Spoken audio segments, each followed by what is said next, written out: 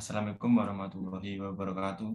Di sini kami akan mempresentasikan hasil kerja kelompok kami, yaitu kelompok 3 mengenai force, torque, and strain measurement, pengukuran gaya, torsi, dan tegangan.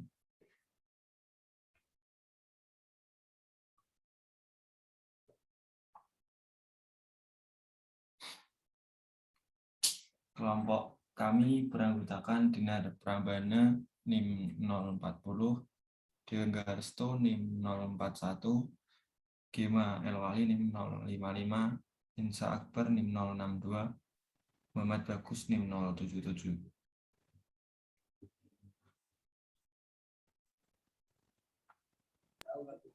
Oke, yang pertama yaitu introduction atau pendahuluan. Next.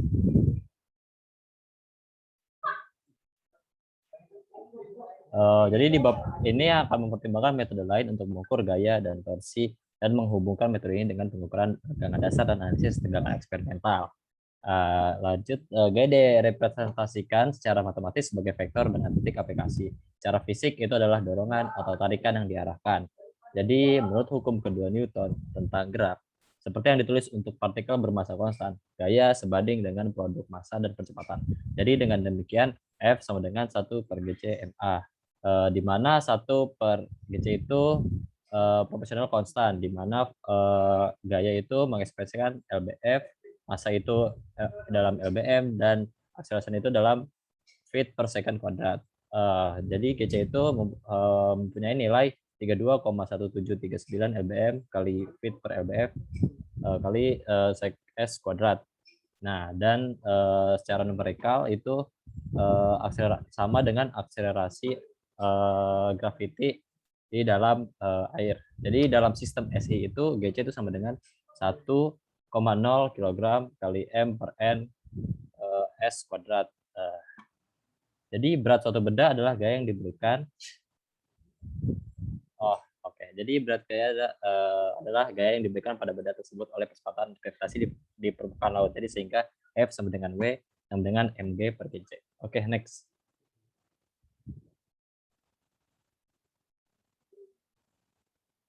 Nah, jadi torsi yang direpresentasikan sebagai vektor momen yang dibentuk oleh perkalian silang dari vektor gaya dan radius itu terdapat pada gambar 10,1. Torsi yang diberikan GF terhadap titik 0 seperti berikut. Jadi secara matematis yaitu T sama dengan R kali F atau seperti yang ditampilkan. Jadi massa mewakili kuantitas materi dan merupakan properti inersia yang terkait dengan gaya melalui persamaan yang tadi di atas. Jadi dengan demikian massa bukanlah properti fisik yang diukur secara langsung. Jadi itu ditentukan melalui pengukuran gaya atau dengan perbandingan dengan standar massa. Bahkan dengan perbandingan dua massa seperti keseimbangan sederhana, kesetaraan gaya masih terlibat. Oke, next. Oke, untuk sebab selanjutnya yaitu mass balance measurement atau pengukuran raca massa. Keseimbangan massa juga disebut keseimbangan material, yaitu aplikasi kekekalan massa untuk analisis sistem fisik dengan memperhitungkan material yang masuk dan keluar dari sistem. Aliran massa dapat diidentifikasi yang mungkin tidak diketahui ataupun sulit diukur tanpa teknik ini. Hukum kekekalan yang tepat yang digunakan dalam analisis sistem bergantung pada konteks masalahnya. Tetapi semuanya berkisar pada kekekalan massa, yaitu bahwa materi tidak dapat hilang atau diciptakan secara spontan. Maka dari itu, neraca massa bisa digunakan secara luas dalam analisis teknik dan lingkungan. Misalnya, teori keseimbangan massa digunakan untuk merancang reaktor kimia, untuk menganalisis proses alternatif untuk menghasilkan bahan kimia, serta untuk memodelkan dispersi polusi dan proses lain dari sistem fisik. Teknik analisis yang terkait erat dan saling melengkapi meliputi keseimbangan populasi, keseimbangan energi, dan keseimbangan entropi yang agak lebih kompleks.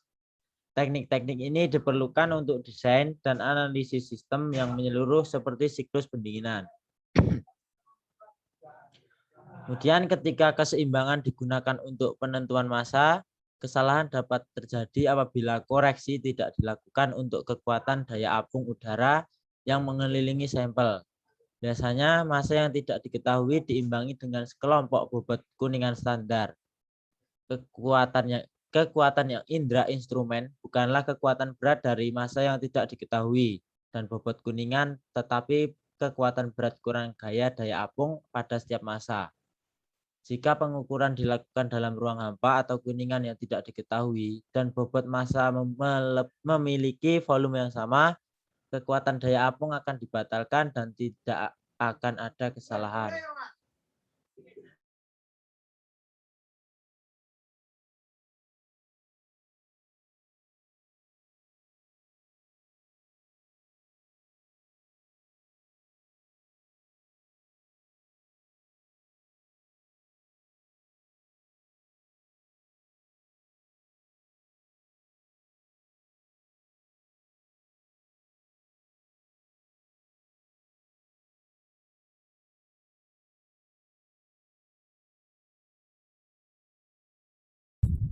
Lalu selanjutnya ada elastic element for force measurement atau elastisitas untuk pengukuran pada gaya. Next. Elemen elastis dipakai untuk mengindikasi dari sebuah benda yang dikenai gaya pada sebuah perubahan posisi. Seperti pada gambar di tengah ini, ada sebuah pegas yang ditarik oleh sebuah gaya F, maka pegas itu akan memuai. Nah, perubahan jarak dari titik awal kepada jarak akhir disebut X. Nah, maka total gaya yang terjadi itu sama dengan K kali X. Dengan K itu konstanta pegas dan X itu perubahan posisi pada sumbu X. X ini penamaannya sesuai dengan pergerakan bendanya. Jika pada perubahan posisinya itu pada sumbu X, maka dinyatakan dengan X. Jika pada sumbu Y, maka dinyatakan dengan Y. Atau dapat juga ditulis sebagai delta X maupun delta Y. Next.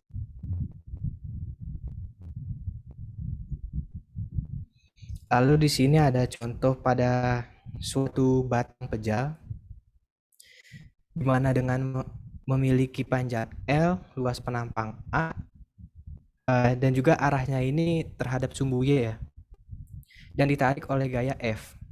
Nah, seperti yang kita tahu tadi, bahwa gaya ini, gaya yang bekerja itu maka dapat dicari dengan cara A dikali E itu adalah modulus Young, dibagi dengan panjangnya, dikali perubahan panjang. Next. Lalu pada suatu benda kopong ya atau hollow ring, maka yang berlaku ditambahkan dengan suatu inersia.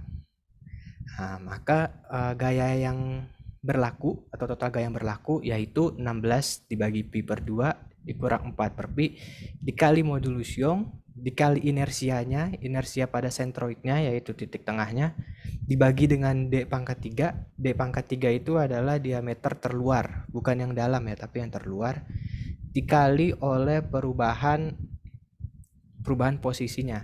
Nah, kenapa perubahan posisinya ini Y bukan sumbu Z? Karena pada F yang berlaku ini adalah F terhadap sumbu Y. Maka perubahannya itu bisa jadi D-nya itu akan mengurang ataupun D-nya akan bertambah. Nah, pada kasus ini pastinya D-nya itu akan bertambah karena gaya yang berlaku itu ke arah keluar dari benda, bukan ke dalam. Next. Nah, lalu di sini ada proving ring.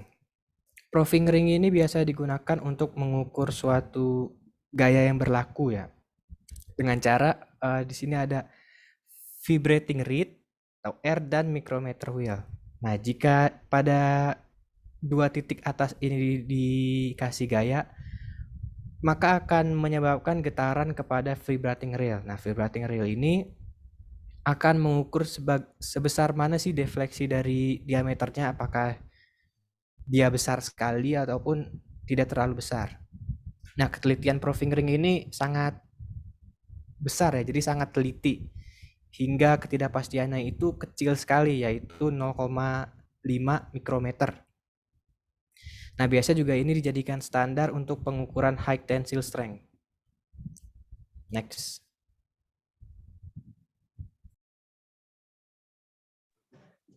Untuk subbab selanjutnya yaitu torque measurement atau pengukuran torsi. Torsi dapat didefinisikan gaya pada sumbu putar yang dapat menyebabkan benda bergerak melingkar atau berputar. Torsi memiliki poros di mana lengan gaya dapat berputar searah maupun berlawanan arah jarum jam. Torsi atau momen dapat diukur dengan mengamati deformatio N sudut dari bar atau silinder berongga. Momen ini diberikan oleh M PG dikalikan R pangkat 4 R0 pangkat 4 dimin RI pangkat 4 per 2 L kali defleksi sudut, di mana M yaitu momen, G yaitu shear modulus elastisitas, RI yaitu jari-jari dalam atau M, R0 yaitu radius luar dalam atau M sama dengan L sama dengan panjang silinder. Kemudian pengukuran kecepatan sudut. Salah satu bentuk takometer atau perangkat pengukuran kecepatan sudut menggunakan generator magnet permanen DC kesil untuk menghasilkan tegangan yang sebanding dengan kecepatan rotasi. Pengukuran tegangan output kemudian berfungsi untuk indikasi kecepatan sudut poros. Perangkat dapat dilampirkan secara permanen ke poros untuk pemantauan kecepatan terus-menerus atau dihubungkan oleh gesekan untuk mengukur kecepatan pada waktu yang diinginkan. Metode optik juga dapat digunakan untuk mengukur kecepatan sudut. Lampu strobo melintas pada poros atau objek yang berputar. Tanda pada poros atau objek itu sendiri, misalnya baling-baling, akan muncul stasioner ketika frekuensi strobo bertepatan dengan kecepatan rotasi atau frekuensi. Pembacaan frekuensi strobo kemudian menentukan kecepatan sudut.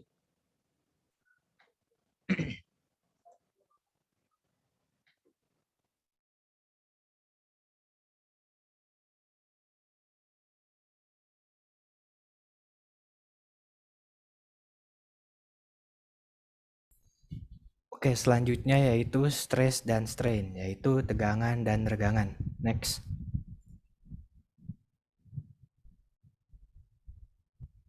Oke, setelah kita tadi masuk kepada materi yang sebelumnya, yaitu sekarang kita mengenal yaitu tegangan dan regangan akibat dari gaya tersebut. Yang pertama ini ada tegangan. Tegangan merupakan gaya yang bekerja pada suatu luasan bidang, nah yang nanti akan mengakibatkan perubahan bentuk. Nah, sedangkan regangan atau strain merupakan perubahan bentuk atau panjang yang terjadi akibat tegangan yang berlaku. Nah, kedua ini saling berkaitan ya. Jadi gayanya itu mengakibatkan perubahan bentuk dan juga perubahan panjang. Bisa dilihat dari skema gambar di bawah di tengah. Ada sebuah gaya yang berlaku pada luasan bidang yang nantinya ini menyebabkan tegangan pada bidang tersebut terhadap luasan bidang yang dikenai. Lalu juga menyebabkan sebuah regangan. Regangan itu jarak yang ditimbulkan dibagi dengan jarak awal atau panjang yang setelah dikenai gaya dibagi dengan panjang awal. Next. Nah, lalu kita masuk kepada beban aksial dan lateral. Nah, akibat gaya aksial, sebelumnya saya akan menjelaskan aksial itu. Gaya aksial adalah gaya yang berlaku pada suatu benda yang arahnya itu sejajar dengan benda tersebut. Seperti gambar yang tadi kita lihat. Nah, gaya itu termasuk gaya aksial karena sejajar pada benda tersebut. Nah, gaya aksial tadi yang bekerja menyebabkan perubahan terhadap diameter maupun panjang, seperti yang kita tahu tadi. Nah, dari kedua ini dapat diperoleh suatu perbandingan yang disebut Poisson ratio. Poisson ratio digambarkan oleh mu atau V dengan rumus minus diferensial D dibagi dengan diferensial L dibagi L, atau perubahan diameter dibagi diameter awal dibagi perubahan panjang dibagi dibagi panjang awal. Nah, rata-rata rasio dari material ini nilainya 0,3. Next. Nah, lalu pada kondisi plastik ini semakin besar nilai rasionya yang didapat karena dia plastik, maka perubahan volumenya ini sama. Maka perubahan volume itu sama dengan 0. Nah, bisa juga kita tulis sebagai panjang awal dikali perubahan luasan ditambah luas awal dikali perubahan panjang. Setelah penurunan rumus, kita jadikan terhadap pada kondisi awal yaitu terhadap diameternya, maka didapat 2 dikali perubahan diameter dibagi diameter awal sama dengan minus perubahan panjang dibagi panjang awal. Nah, maka didapat Poisson ratio dengan nilai 0,5. Sebagai tambahan, Poisson ratio ini nilainya 0,1 sampai 0,5. Jika di atas atau di bawah nilai tersebut, maka terjadi suatu anomali atau kesalahan pada perhitungan. Next.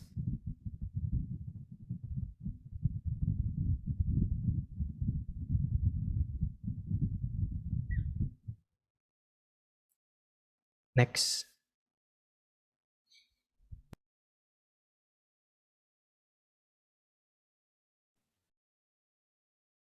Strain measurement, pengukuran tegangan.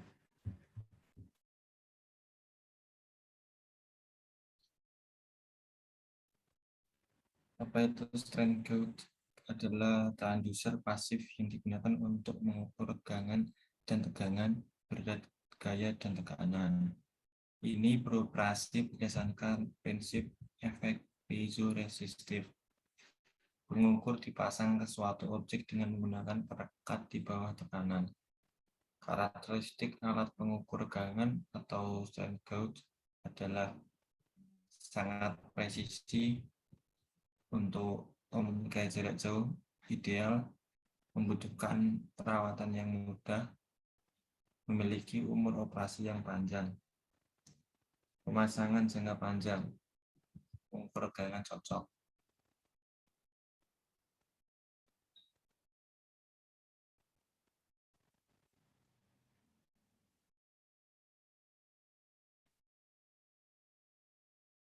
Next.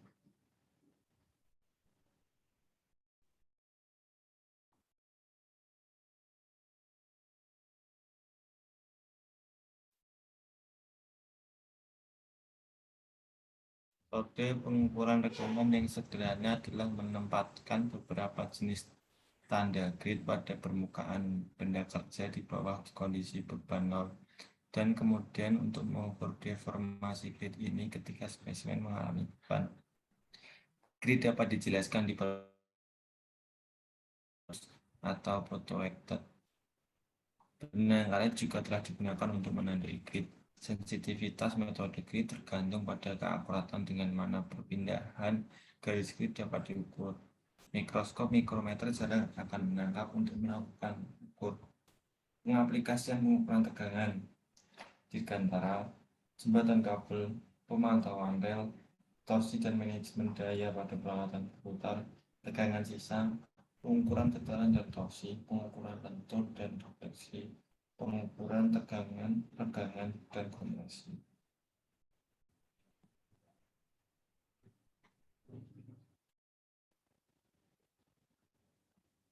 Ya.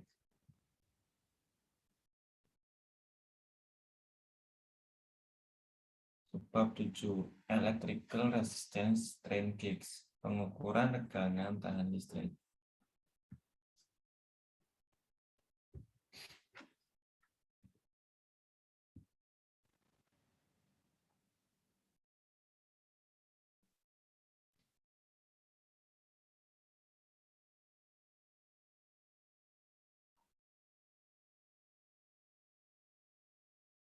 Pengukur tegangan tahan listrik. Pengukur tegangan tahan listrik merupakan perangkat yang paling banyak digunakan untuk pengukuran tegangan. Operasinya didasarkan pada prinsip bahwa hambatan listrik konduktor berubah ketika mengalami deformasi mekanis. Biasanya konduktor listrik terikat pada spesimen dengan semen isolasi dalam kondisi tanpa beban. Sebuah beban kemudian diterapkan yang menghasilkan deformasi pada kedua spesimen dan elemen resistensi. Rumus resistensi konduktor yaitu resistivitas dikali panjang dibagi area penampal. Pengukur tegangan tahan listrik tidak dapat dengan mudah dikalibrasi karena setelah mereka melekat pada benda kerja kalibrasi, penghapusan tidak dapat dilakukan tanpa menghancurkan gig. Kemudian faktor gig diambil sebagai nilai yang ditentukan oleh produsen dan titik koma yang dilakukan dengan memeriksa pengukuran jembatan dan sistem pembacaan.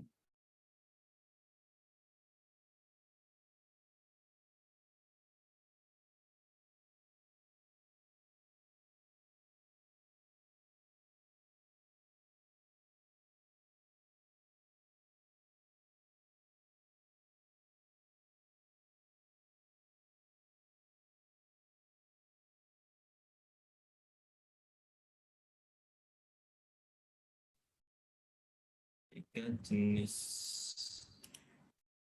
jenis umum dari gig strength resistensi ditunjukkan pada gambar di atas. Gig kawat terikat menggunakan ukuran kawat bervariasi antara 0,0005 dan 0,001 in. Gig semikonduktor menggunakan bahan dasar silikon yang strain sensitif dan memiliki keuntungan bahwa nilai-nilai yang sangat besar dari F dapat diperoleh. F1. Kawat dan foil gig dapat diproduksi dengan berbagai cara. Tetapi poin penting adalah bahwa elemen resistensi harus terikat dengan aman untuk pemasangannya. Sangat penting bahwa ikatan antara elemen resistensi dan semen yang bergabung dengannya ke benda kerja menjadi lebih kuat daripada kawat resistensi itu sendiri.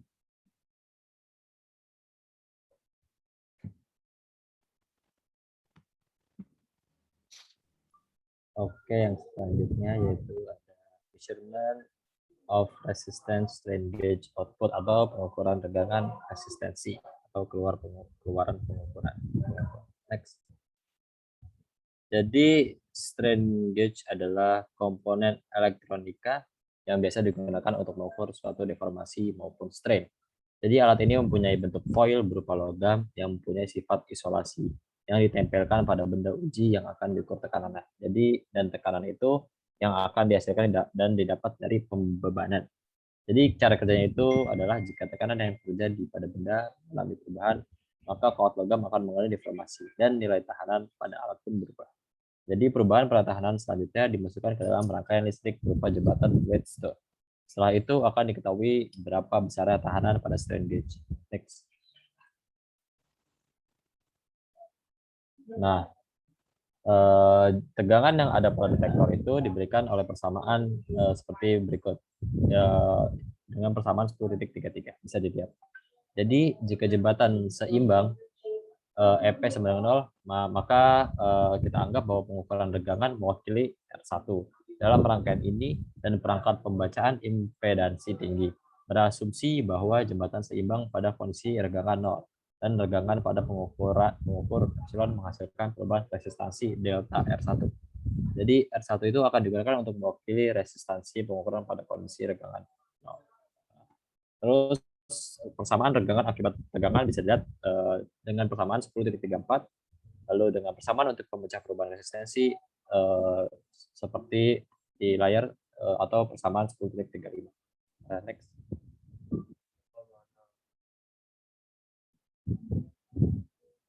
Nah, jadi maka kita asumsikan lagi bahwa jembatan itu seimbang dalam kondisi regangan 0 dan ambil R1 sebagai hambatan pengukur dalam kondisi ini. Jadi dengan demikian R1, R3 sama dengan R2, R4. Jadi arus galvanometer atau delta LG itu adalah nilai yang dihasilkan dari perubahan resistansi delta R1 dari kondisi seimbang. Maka akan persamaan seperti berikut. Dengan menerapkan kondisi keseimbangan dari persamaan 10.37 atau yang atas tadi, maka persamaannya menjadi delta IG sama dengan E per C R3 delta R1. Oke, next.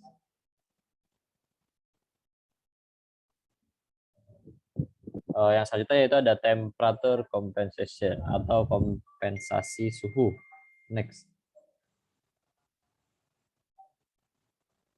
Jadi pada umumnya yaitu hamper itu tidak mungkin untuk menghitung atau mengetahui dari koreksi untuk efek suhu maupun regangan. Jadi maka akan mengakibatkan kompensasi dibuat secara langsung melalui pengaturan eksperimental. Nah, jadi dilihat pada gambar di sebelah kiri itu pengukur 1 dipasang pada benda uji, ya, jadi sedangkan pengukur 2 itu dipasang pada bahan sejenis yang tetap tidak mengalami regangan selama pengujian, tetapi pada suhu yang sama dengan benda uji. Jadi setiap perubahan resistansi itu pengukur 1 karena suhu dengan demikian dibatalkan oleh perubahan. Serupa pada resistensi pengukur 2. Lihat pada gambar. Dan rangkaian jembatan mendeteksi kondisi tidak seimbang yang dihasilkan hanya dari regangan yang dikenakan pada pengukur 1. Jadi tentu saja perawatan harus diberikan untuk memastikan bahwa kedua pengukur dipasang dengan cara yang persis sama pada benda kerjanya masing-masing. Oke, next.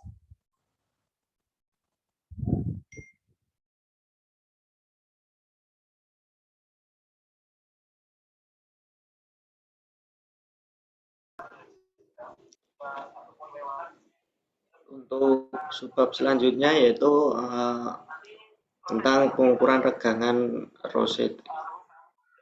Next.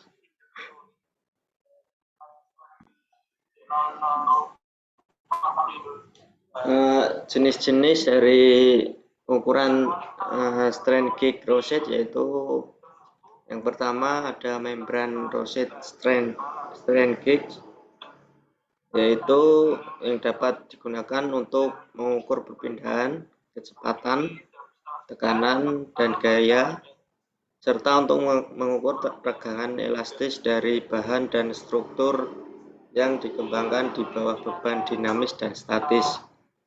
Pengukur regangan jenis ini dapat digunakan dalam pembuatan gerbong kereta api,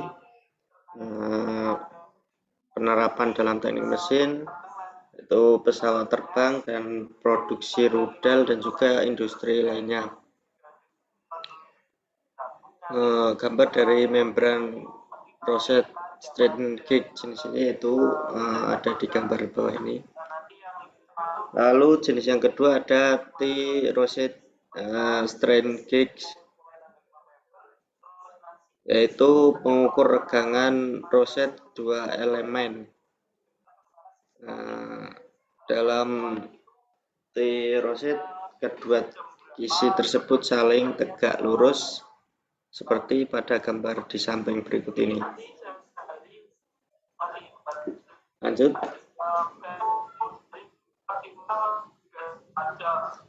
Kemudian jenis yang ketiga ada Rosset persegi atau rectangular Rosset. Juga dikenal sebagai pengukur regangan Rosset persegi panjang 3 elemen yang terdiri dari 3 kisi. Grade kedua dan ketiga dipindahkan secara sudut masing-masing sebesar 450 dan juga 900. Kemudian jenis nomor 4 yaitu delta Rosset. Rosset delta juga dikenal sebagai pengukur regangan delta 3 elemen.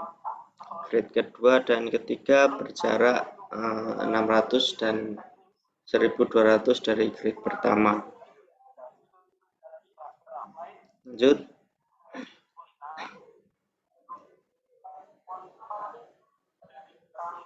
Pengukuran regangan pada spesimen batang seperti gambar di samping berikut ini merupakan aplikasi dari pengukuran yang berguna tetapi cukup terbatas. Regangan yang dapat diukur dengan cara seperti ini adalah regangan utama karena hanya mengasumsikan batang bekerja hanya di bawah beban tarik. Sebenarnya masalah pengukuran yang lebih umum terdapat regangan di lebih dari satu arah dan orientasi sumbu tegangan utama yang tidak diketahui. Jadi pada metode pengukuran jenis ini mempertimbangkan cara yang dapat digunakan untuk menghitung tegangan dan regangan utama dalam materian dari 3 pengukuran strain gauge. Next.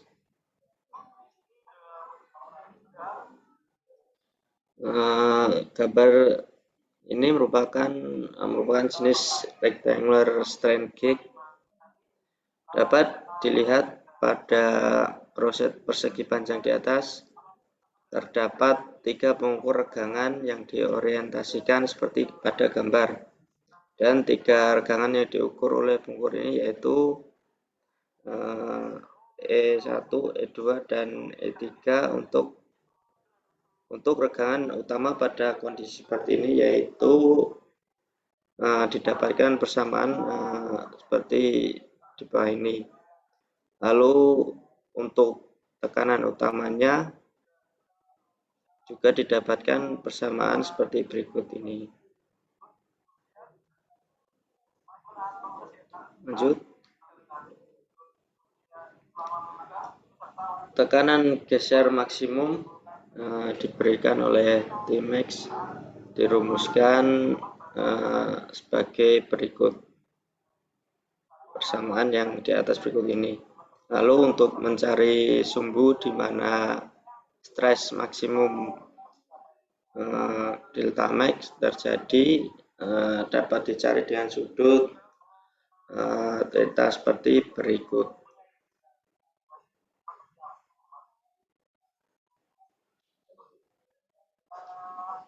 Lanjut.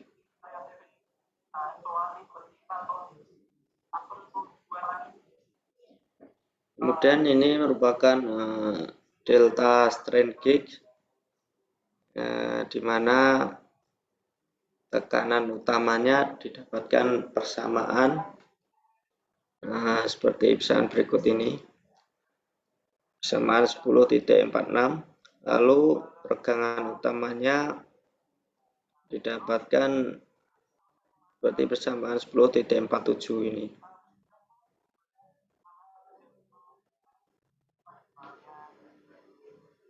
Lanjut.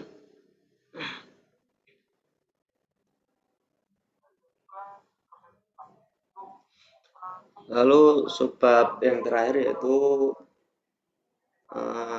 mengenai strain gauge perlawanan yang tidak terikat. Lanjut.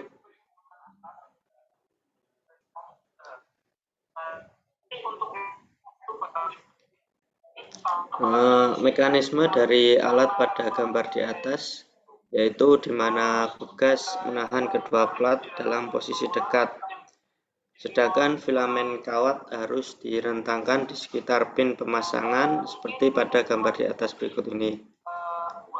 Pin pemasangan harus kaku dan juga berfungsi sebagai isolator listrik.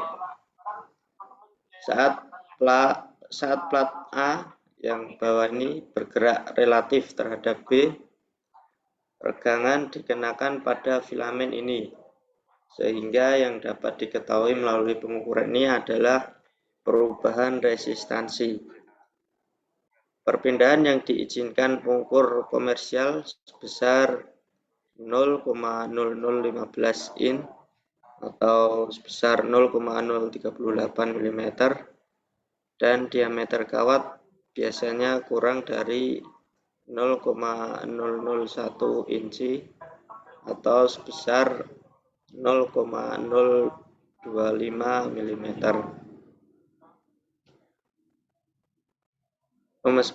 Pemanasan I2R di pengukur yang tidak terikat dapat menjadi masalah karena kabel tidak punya kelengkapan untuk pembuangan panas selain konveksi ke udara sekitar.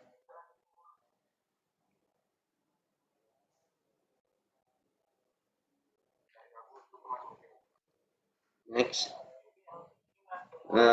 Sekian presentasi dari hasil kerja kelompok kami. Semoga dapat menambah pemahaman kita mengenai materi tentang pengukuran gaya, torsi, dan juga regangan. Kurang lebihnya dari kami mohon maaf. Sekian, terima kasih. Wassalamualaikum warahmatullahi wabarakatuh. Salah satu saja, Mas. Maaf.